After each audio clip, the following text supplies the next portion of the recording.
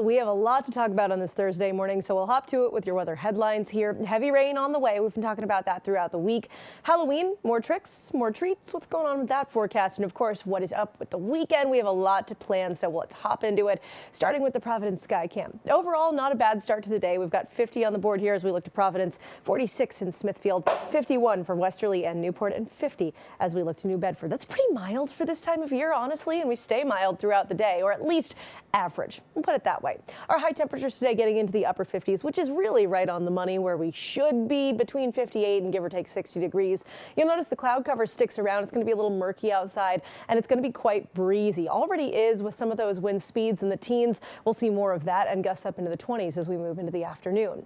But here's the big ticket item. You can see satellite and radar kind of quiet near us right now. We see a little mist, a little drizzle, perhaps a shower or two early on. In fact, I don't think the heavy stuff's going to come down for quite a while, but we do end up with more of that heavy stuff into the evening. You can see it off here to our west. This storm's coming our way, and it's going to make the second half of today a little more turbulent. How much rain are we getting? How heavy is heavy when we talk about heavy rain? Well, in this case, I'm thinking between about half an inch and an inch or so. Could see a little on either side of the number, but you get the picture. Now, let's watch as that rain comes in on the Futurecast here. You can see the hour by hour going through, and again, it's mist, drizzle, and maybe a shower as we move through the morning and early afternoon. But once we get towards 6:30, 7:30, that's when I'm expecting those showers to become more widespread. Thankfully, that's after the bulk of the evening commute, but if you're leaving the office late, plan for a little extra time. By the time we get to 8:30, 9:30, all the way toward midnight, yeah, we're looking at some heavy rain coming down, some thunder and lightning possible, and gusty winds going to be a part of this as well.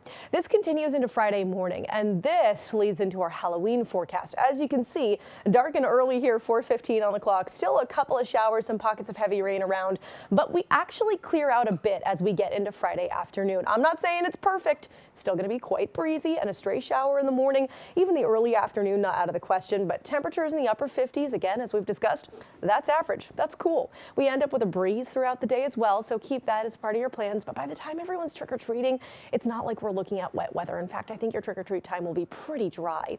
On that note, we have a dry weekend ahead, honestly, a gorgeous weekend ahead. Temperatures in the mid-50s both days, plenty of sunshine, but let this be your reminder, if you still have any analog clocks, you got to set them back as we move towards Saturday night, because Sunday, November 2nd, yeah, the clocks go back as daylight saving ends, and our sunset time goes to 4:39 p.m. Please don't throw anything at your TVs.